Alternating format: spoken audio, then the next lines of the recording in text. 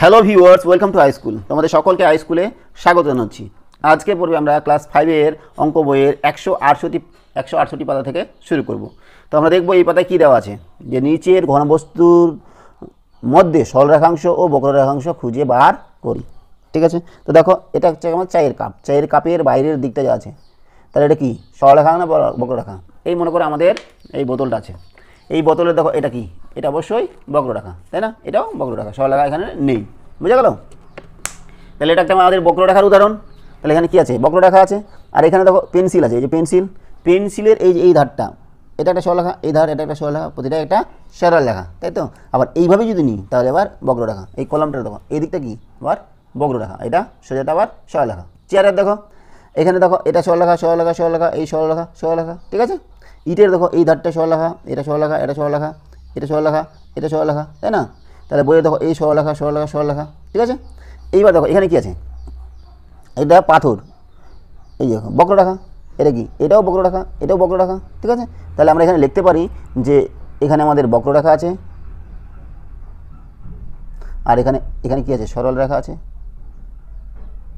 আর এখানে আমাদের এই যদি এটা নিই, এটাও সরল রেখা আছে। এখানে এধারটা সরল রেখা, এটা তো বলা আছে। এগুলো কি বক্ররেখা, এটা বক্ররেখা, এটাও বক্ররেখা। এইবার কি বলেছে যে সরল রেখা আঁকি, সরল রেখা আঁকতে বলেছে। তাহলে আমরা সরল রেখা আঁকতে পারবো, কোনো ব্যাপার না। এই সরলরেখা আঁকলাম, তাই না?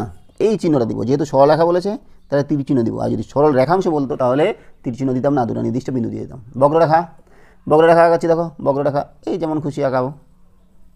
এটা বক্ররেখা হয়ে গেল, এটাও তীর চিহ্ন দিব দুদিকে। এইবার সমবিন্দু চারটি সরলরেখা, সমবিন্দু মানে একটি বিন্দু দিয়ে যাবে চারটি সরলরেখা। এই একটা বিন্দু মনে করো, এই বিন্দু দেবে চারটা সরলরেখা, এই একটা সরলরেখা,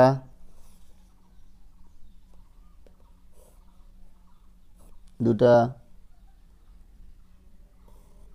তিনটা, চারটা। বিন্দুটার নাম দিলাম মনে করো ও, আর হচ্ছে A B C D E F G H, ঠিক আছে? সরল রেখা, তাহলে এগুলো প্রতিটাই আমাদের তীর চিহ্ন দিতে হবে। এইবার বলছে সমরেখ তিনটি বিন্দু, তিনটা বিন্দু যেটা একটি সরলরেখার উপরে অবস্থিত হবে। তাহলে লিখছি দেখো, এই আঁকালাম, এরপর তিনটা বিন্দু দিয়েছি, এই একটা, দুটা, তিনটা বিন্দু, এ বিন্দু, বি বিন্দু, সি বিন্দু। তাহলে এ বি সি এই তিনটা বিন্দু কি সমরেখ বিন্দু। দুটি সমান্তরাল সরলরেখা, কি দুটো সমান্তরাল সরলরেখা, সমান্তরাল আঁকাবো। এই যে একটু আগে আমরা আঁকালাম,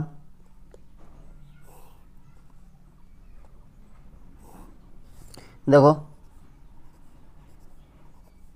এ বি সি ডি, এরা পরস্পর কি সমান্তরাল সরলরেখা, ঠিক আছে না? নেক্সট চলে যাচ্ছি আমরা পরের পাতা, 169 পাতা। কি বলেছে যে জ্যামিতির বাক্স দেখি স্কেলের সাহায্যে সরল রেখাংশের দৈর্ঘ্য মাপি। একটি সরলরেখাংশের দৈর্ঘ্য মাপা যায় না কারণ সরলরেখার দৈর্ঘ্য মাপা যায় না কারণ সরলরেখার প্রান্তবিন্দু নেই, তাই না? প্রান্ত বিন্দু নেই সরলরেখার, তাই সরল রেখাংশের দৈর্ঘ্য মাপবো কারণ সরল রেখাংশের দুটি প্রান্ত বিন্দু নির্দিষ্ট, দুটি প্রান্ত বিন্দু নির্দিষ্ট। বোঝা গেল? সরলরেখার অন্ত নেই, চলে যাচ্ছে। আর সরল রেখাংশের একটা দুটো প্রান্ত বিন্দু আছে।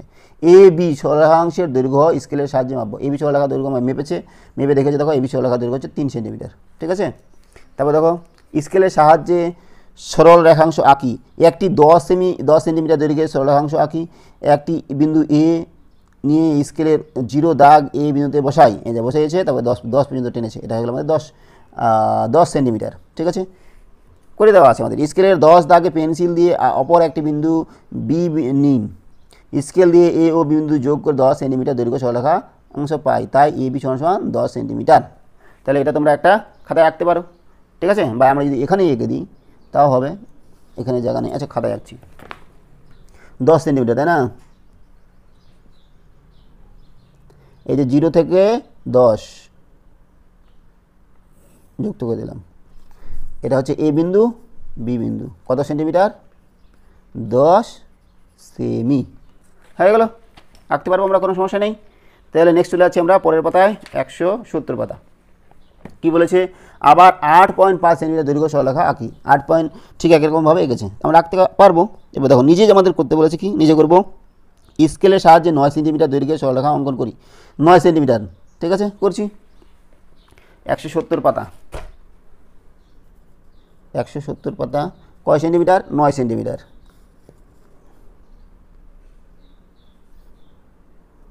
এই জিরো নিলাম এখান থেকে এই হচ্ছে আমাদের 9 সেন্টিমিটার নাম দিচ্ছি এ বি 9 সেমি তারপরে আবার কি বলেছে যে 2 নম্বরটা স্কেলের সাহায্যে 6.7 সেন্টিমিটার দৈর্ঘ্যের সরল রেখাংশ অঙ্কন করি ও সরল রেখাংশটির নাম দিই 6.7 সেন্টিমিটার তাই না তারপরটা বলেছে 9.5 সেন্টিমিটার তাহলে দুটো আগাচ্ছি আমরা এক এক করে 6.7 9 এটা 1 নম্বর অঙ্ক হলো 2 নম্বর 6.7 সেন্টিমিটার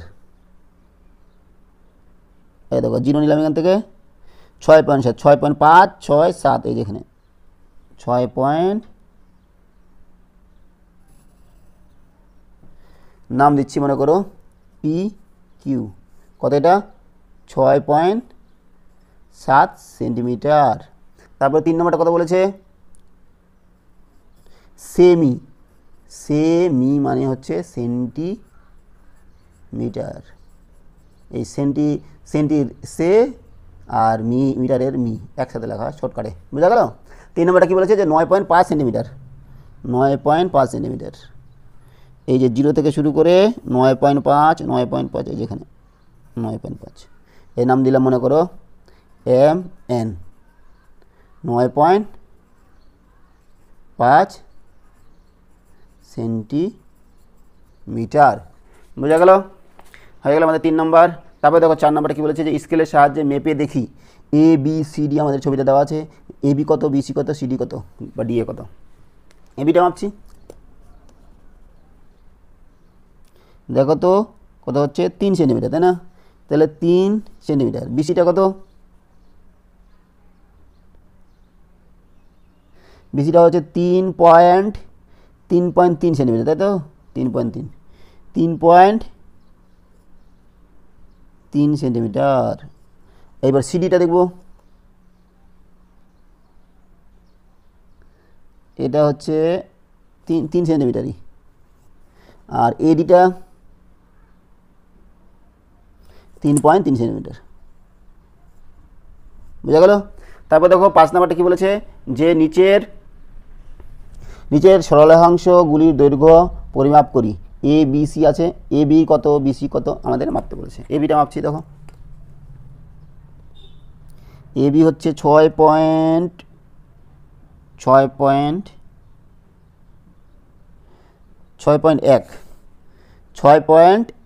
সেন্টিমিটার বিসিটা দেখব এটাও 6.1 আর সি এটা বা এসিটা এটা 6.1 না 2 ওটা 6.1ই আছে 6.1 সেন্টিমিটার বুঝা গেল তাহলে 5 নম্বরটা হয়ে গেল চলে যাচ্ছি আমরা নেক্সটে 171 পাতা 171 পাতা কী আছে দেখো তো 171 পাতায় আমাদের ছবি দেখি পাশের ছবিতে দেখি রেখাগুলোর একটি প্রান্তবিন্দু আছে কিন্তু অপর প্রান্তবিন্দু নেই এই রকম রেখা হচ্ছে রশ্মি এই দেখো এখান থেকে টর্চের লাইট এখান থেকে শুরু হয়েছে মানে প্রান্তবিন্দু আছে আর এদিকে চলে গেছে অসীম দূরত্বে চলে গেছে তাহলে এর কোনো প্রান্তবিন্দু নেই তাহলে এই ধরনের গুলোকে বলা হচ্ছে আমাদের রশ্মি বোঝা গেল যখন আমরা সরলরেখা লিখছিলাম দেখো আমরা একটু আগে করলাম যে এ বি যদি সরলরেখা হয় তাহলে এর কোনো প্রান্তবিন্দু নাই তাহলে এটা হচ্ছে সরল রেখা আর যদি প্রান্তবিন্দু থাকে তখন আমরা এইভাবে লিখি অথবা এ বি এমনি লিখি এটা হচ্ছে সরল রেখাংশ কোনো প্রান্তবিন্দু নেই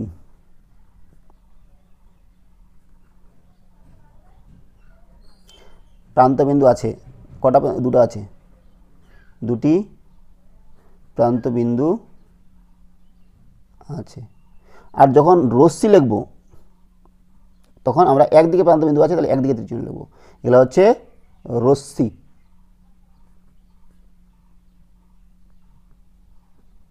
একটি প্রান্ত বিন্দু আছে, অপরটি নেই। বোঝা গেল যে দুদিকে যদি প্রান্তবিন্দু না থাকে তখন সরলরেখা, দুদিকে যদি প্রান্তবিন্দু থাকে তাহলে সরলরেখাংশ, একদিকে যদি থাকে সেটা হচ্ছে রশ্মি। এই হচ্ছে আমাদের রশ্মির ধারণা। তো দেখো এখানে আমাদের বলা আছে যে, বললাম আমরা রেখাগুলোর একটি প্রান্তবিন্দু আছে কিন্তু অপর প্রান্তবিন্দু নেই। এই রেখা, এইরকম রেখা হলো রশ্মি। এই রশ্মিকে এ বি, একদিকে তীর চিহ্ন এইভাবে দেখি ও লিখি হচ্ছে এ বি, একদিকে তীর চিহ্ন, দুই দিকে না। ছবিতে দেখো 1 নম্বর ছবি কি বলেছে যে ছবিতে ও এ ও ও বি কি একই রশ্মি? ও এ আর ও বি, হ্যাঁ অবশ্যই একই রশ্মি। ও এ আর ও বি একই রশ্মি। এ ও কোথায় গেল? এ ও আর ও এ কি একই রশ্মি? ও এ দেখো কি বলছে, এ ও কোথায় গেল? এ ও এদিকে, আর ও এন, ও এ কি একই রশ্মি না, এটা এদিকে এটা এদিকে, দুটো আলাদা দিকে। ছবিতে কতগুলি ছেদবিন্দু ও রশ্মি আছে দেখি। কতগুলি ছেদবিন্দু ও রশ্মি আছে দেখো, একটি ছেদবিন্দু আর রশ্মি আছে ও এ ও বি ও সি, তিনটা রশ্মি আছে তাই না এই ছবিতে। আর এখানে দেখো ছবিতে পি এ ও বি ডি কীরূপ সরলরেখা? পি এ কোথায় গেল? পি এ আর বিডি, পি এ আর বিডি কোথায় গেল? বিডি দুটাই অবশ্যই কীরূপ সরলরেখা? এটা হচ্ছে সরলরেখা আর এটা পরস্পরকে ছেদ করবে। দেখো এখানে এক জায়গায় পি এটা যদি আমরা বাড়াই আর বিডিটা যদি বাড়াই তাহলে একদিকে এখানে ছেদ করবে কোথাও। বিডি ও সিডি কীরূপ সরলরেখা? কোথায় বিডি কোথায় গেল? বিডি আর সিডি এগুলো পরস্পর হচ্ছে ছেদি সরলরেখা। কতগুলি ছেদবিন্দু আছে? একটি করে ছেদবিন্দু আছে। কোন কোন সরলরেখা পরস্পর ছেদি? কোন কোন সরলরেখা পরস্পর ছেদি? এখানে কোন কোন সরলরেখা পরস্পর ছেদি? দেখো পি এটা আর এ বিটা ছেদি, বিডি আর বিডি ছেদি, বিডি আর সিডি ছেদি, এগুলো অনেকগুলো ছেদি আছে। তো দেখো এখানে আমাদের একটা তুলনা করা হয়েছে, সরলরেখা, সরলরেখাংশ ও রশ্মির মধ্যে তুলনা করি। সরলরেখা, সরলরেখাংশ ও রশ্মি আমরা একটু আগে তুলনা করলাম। যেভাবে প্রকাশ করতে হয় এইভাবে লিখলাম আমরা একটু আগে, দেখো এইভাবে, তাই না? সরলরেখা, আর সরলরেখাংশ হচ্ছে এভাবে আর রশ্মি হচ্ছে এভাবে, এখানে তাই করা আছে। সরলরেখাকে এভাবে, সরলরেখাংশকে হচ্ছে এ বি, তার মাথায় বার বা এ বি লিখলেও হবে, আর রশ্মিকে একদিকে তীর চিহ্ন। প্রান্তবিন্দু নেই। দুটি প্রান্তবিন্দু আছে কার? সরলরেখাংশের। একদিকে একটি প্রান্তবিন্দু আছে, অন্যদিকে কোনো প্রান্তবিন্দু নেই। আচ্ছা, সরলরেখার দৈর্ঘ্য মাপা যায় না। আচ্ছা, সরলরেখাংশের দৈর্ঘ্য মাপা যায়, আবার রশ্মিরও দৈর্ঘ্য মাপা যায় না, কারণ একদিকে তো অসীম, কী করে দৈর্ঘ্য মাপবে, তাই না? তাহলে 171 হয়ে গেল। চলে যাচ্ছে আমরা 172 পাতা। 172 পাতা কী বলেছে যে নিজেও করি একটি বিন্দু দিয়ে কতগুলি সরলরেখা আঁকা যায়। একটি বিন্দু, আর এই বিন্দুতে কতগুলো সরলরেখা আঁকা যাবে? অনেকগুলো সরলরেখা আঁকা যাবে। এই একটা বিন্দু নিলাম, এই বিন্দু দিয়ে সরলরেখা যদি আঁকি তাহলে কতগুলো আঁকা যাবে? এদিকে একটা, এদিকে একটা, এদিকে একটা, 4, আর যদি আঁকি 5, চলতে থাকবে। তাহলে একটি বিন্দু দিয়ে কতগুলি সরলরেখা আঁকা যাবে? একটি বিন্দু দিয়ে অসংখ্য সরলরেখা আঁকা যাবে।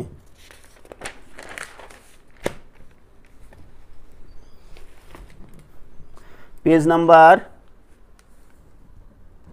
172, 1 নম্বর কোশ্চিন। একটি বিন্দু দিয়ে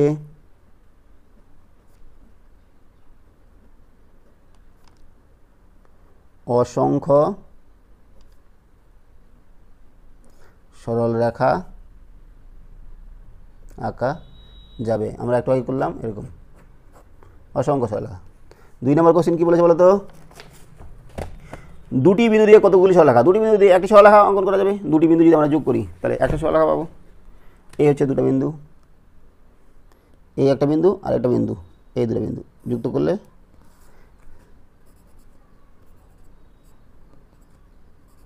দুটো বিন্দু দিয়ে কটা সরলরেখা আঁকা যাবে?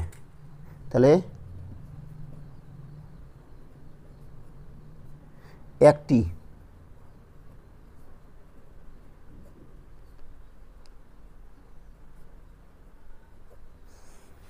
ঠিক আছে, তারপর দেখো নিচের বিন্দুগুলি যোগ করে কতগুলি সরলরেখাংশ পাবো? এই বিন্দুগুলি যোগ করে তাহলে কতগুলো সরলরেখাংশ পাবো? এ বি যুক্ত করে একটা, এটা যুক্ত করে দুটা, এখানে তাহলে কটা পাচ্ছি? 3টা এখানে পাচ্ছি। আর এখানে দেখো আমরা যদি যুক্ত করি তাহলে 1টা 2টা 3টা 4টা এই যুক্ত করি 5টা করে দিলাম, 6টা হবে তাই না? বুঝা গেল? নিচের প্রত্যেকটি চিত্রে কতগুলি নাম দেওয়া সরলরেখা আছে? কয়টা নাম দেওয়া সরলরেখা আছে? এ বি দেখো, এ বি আছে, এ বি বিসি আছে, এ বি বিসি, তারপরে সিডি, তারপরে এডি, 4টা হলো, আর বিডি কটা আছে? 1টা 2টা 3টা 4টা 5টা আছে তাই না? আর এখানে কটা আছে? 3টা আছে, এ বি বিসি আর এসি, তাহলে এখানে আছে 3টা। আর এখানে কতগুলো আছে? এ বি বিসি সিডি, রেখা যখন সরলরেখা অংশ দিচ্ছি মাথায় বার দিতে পারি অথবা না দিলেও হবে। A B BC CD DE EF F A, 1 2 3 4 5 6, আর তো নাই। যদি এরকম দাগানো থাকতো তাহলে আমরা লিখতাম আরও আছে। তাহলে এখানে কটা আছে? 2 4 6টা, কটা আছে? 6টা। ঠিক আছে, তাহলে আমাদের আজকে 172 পাতা পর্যন্ত সমাধান করা হলো। আজকে আমরা এখানে রাখছি। সঙ্গে থাকার জন্য অসংখ্য ধন্যবাদ। দেখা হচ্ছে পরে ভিডিওতে। Have a nice day.